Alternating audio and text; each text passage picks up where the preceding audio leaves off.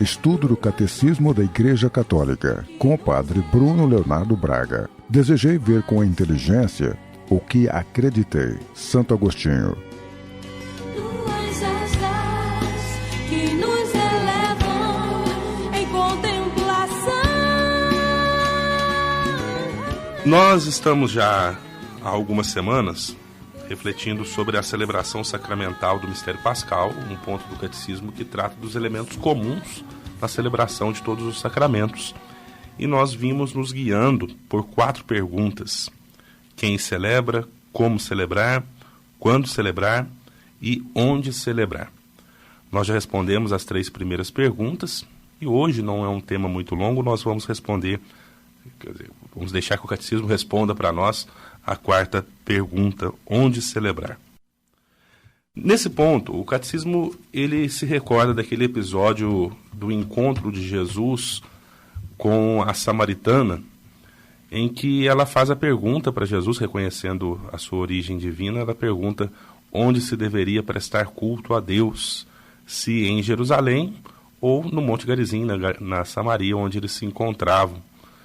E Jesus diz para ela que estava chegando a hora, e já era aquela hora, né, em que os verdadeiros adoradores adorariam ao Pai, nem naquele monte, nem em Jerusalém, mas adorariam em espírito e verdade.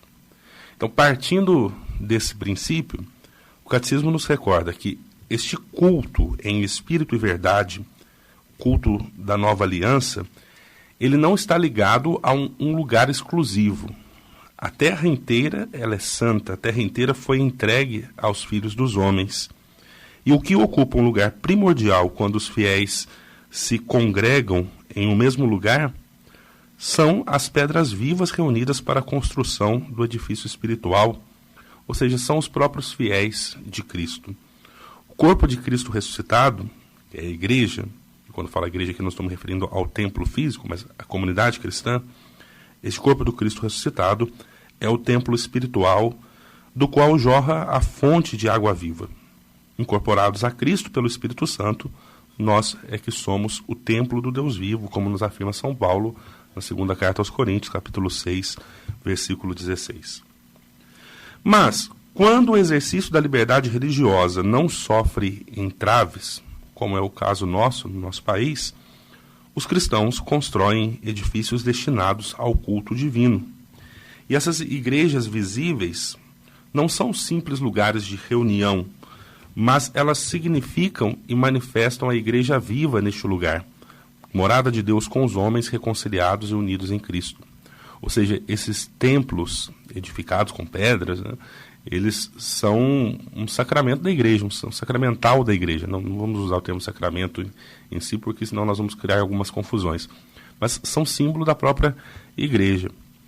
A casa de oração, onde a Eucaristia é celebrada e conservada, onde os fiéis se reúnem, onde a presença do Filho de Deus, que é Jesus, nosso Salvador, que se ofereceu para nós no altar do sacrifício, essa casa de oração é honrada para o auxílio e consolação dos cristãos e por isso deve ser bela, deve ser adequada para a oração e para as celebrações religiosas.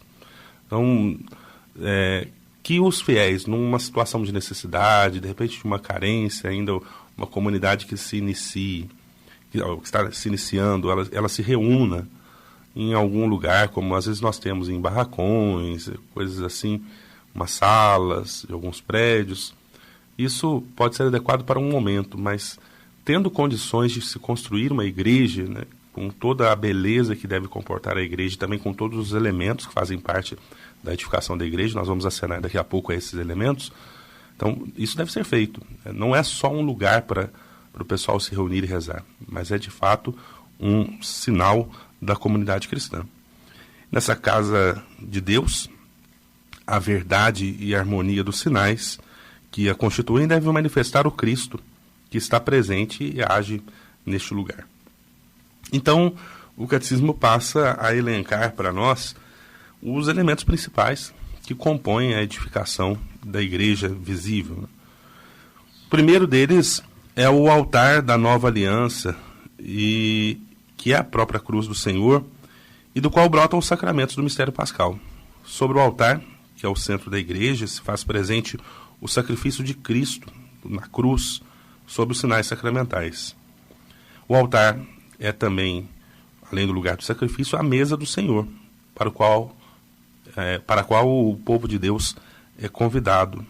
Em certas liturgias orientais, o altar também é símbolo do sepulcro.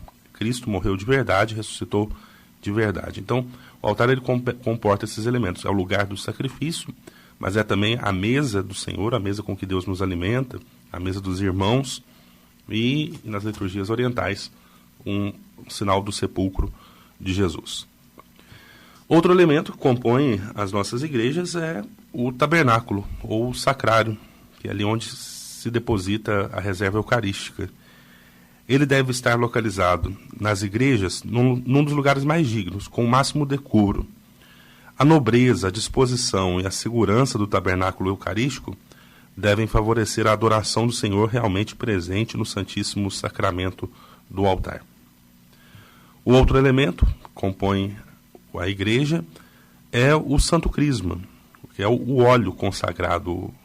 Aqui o catecismo nos aponta o termo grego miron, que significa perfume líquido.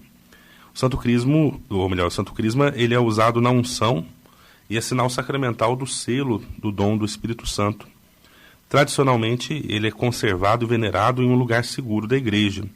Perto dele pode-se colocar o óleo dos catecúmenos e dos enfermos. Então não é uma questão assim de, vamos pôr lá no altar, no armário da sacristia, junto com os livros, junto com as vestes. Não, existe um lugar próprio para se venerar o óleo do crisma.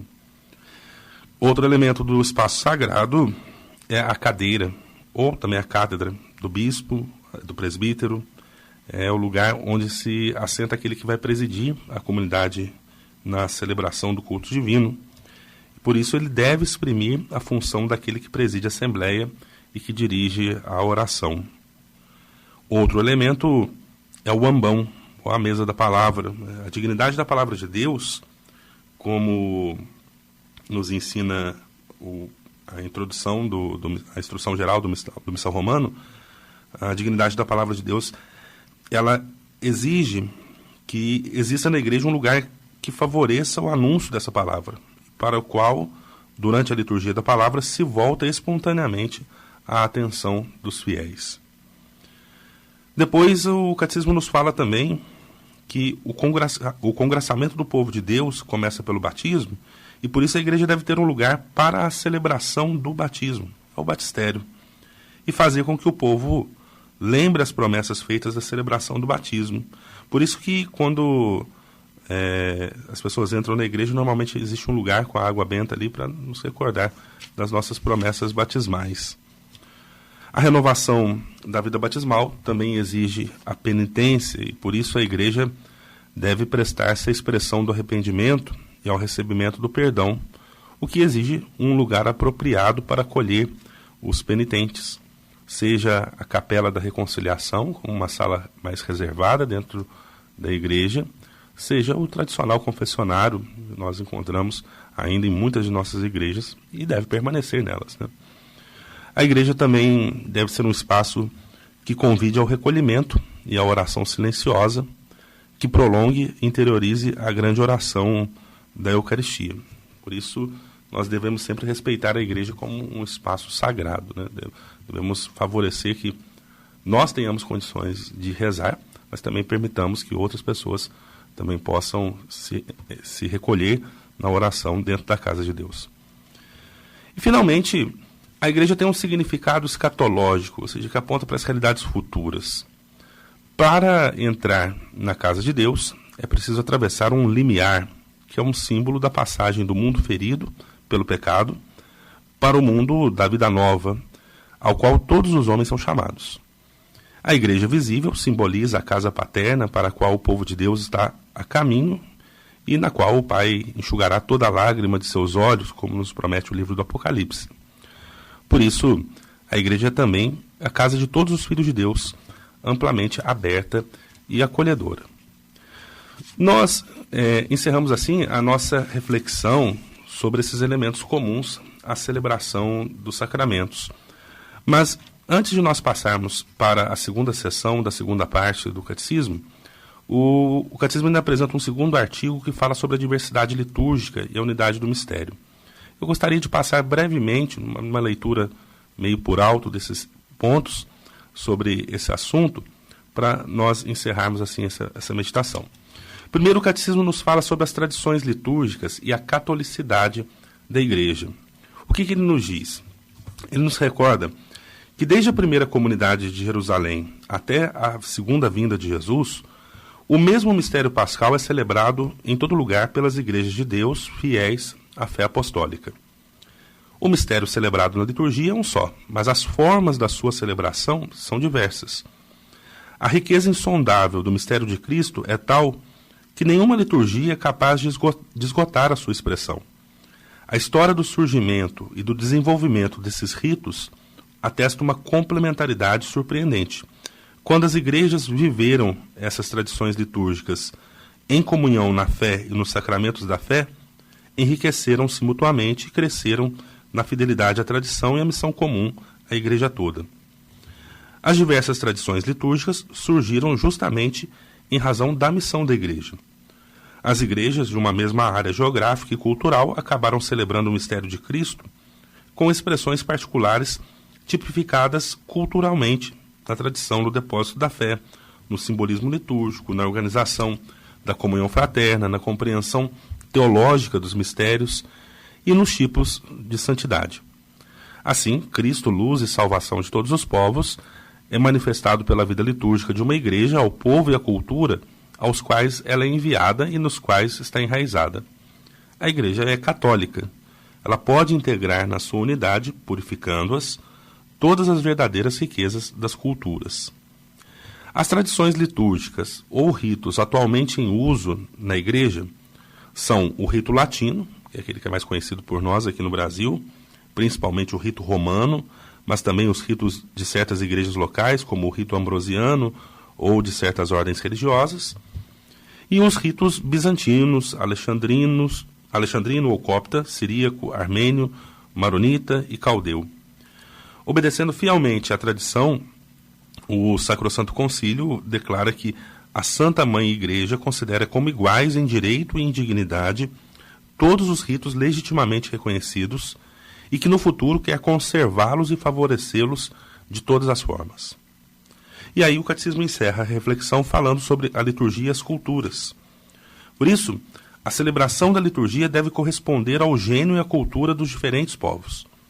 Para que o mistério de Cristo seja dado a conhecer a todos os gentios, para levá-los à obediência da fé, deve ser anunciado, celebrado e vivido em todas as culturas, de sorte que estas não sejam abolidas, mas resgatadas e realizadas por ele. É mediante a sua cultura humana própria, assumida e transfigurada por Cristo, que a multidão dos filhos de Deus tem acesso ao Pai para glorificá-lo em um só Espírito. Na liturgia, sobretudo na liturgia dos sacramentos, existe uma parte imutável, por ser de instituição divina, da qual a Igreja é guardiã, e há partes suscetíveis de mudança, que ela tem o poder e algumas vezes até o dever de adaptar as culturas dos povos recentemente evangelizados. A diversidade litúrgica pode ser fonte de enriquecimento, mas pode também provocar tensões, incompreensões recíprocas e até mesmo cismas. Nesse campo, é claro que a diversidade não deve prejudicar a unidade. Essa unidade não pode exprimir-se senão na fidelidade à fé comum, aos sinais sacramentais que a Igreja recebeu de Cristo e à comunhão hierárquica. A adaptação às culturas requer uma conversão do coração e, se necessário, a ruptura com hábitos ancestrais incompatíveis com a fé católica.